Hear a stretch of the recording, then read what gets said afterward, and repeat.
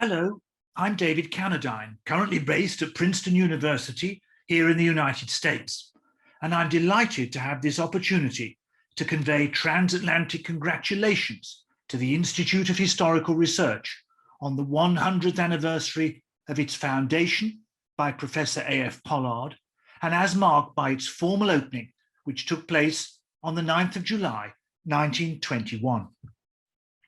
And I offer these birthday greetings with a special fondness and warmth and friendship and appreciation.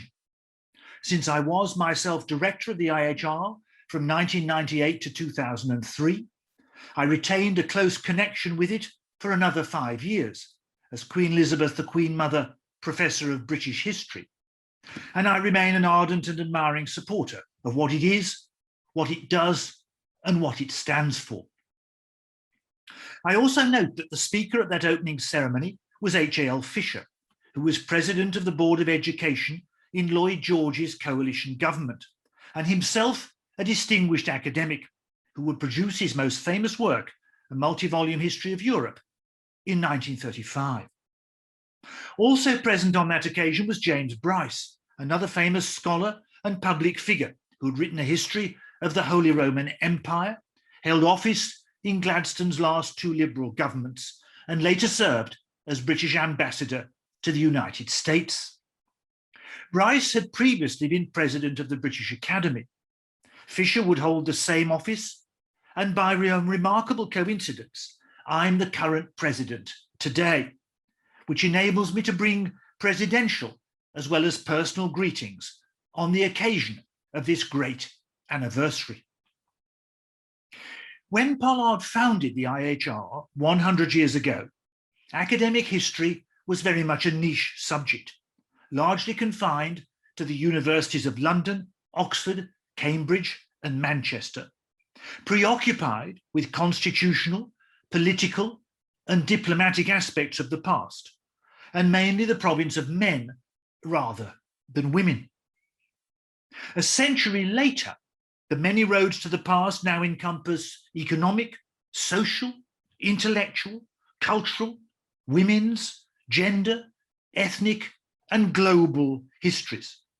The subject is taught in universities across the whole of the United Kingdom. Many of its most distinguished practitioners are women or come from what are termed ethnic minorities. And history is no longer the exclusive domain of dry as dust, but is an essential and thus a contested part of our broader national culture and national life. These are very significant changes since Pollard's day. And as the practice of history has evolved and broadened and developed across the last 100 years, the IHR has itself been both the beneficiary and in no small part the agent of these many and manifold changes. When I served as director, we tried to push things forward and along a little bit more, raising unprecedented amounts of money, increasing the IHR's public profile and engagement, embracing the beginnings of the IT revolution, and making a start at fixing our building. It was a very exciting place to be and a very exciting time, which I'm told is still fondly remembered in certain quarters. This centenary is a great opportunity to take stock of where the IHR has been and what it has done, and to rethink and to repurpose it for the next 100 years.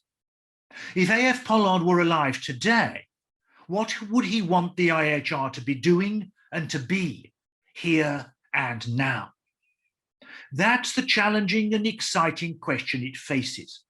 And it's a challenge and an opportunity to which I'm sure it will rise and will do so brilliantly and imaginatively.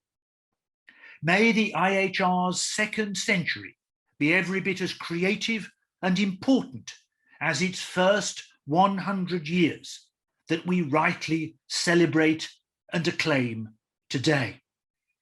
Happy birthday. May there be many more of them. Huge congratulations and hurrah and bravo.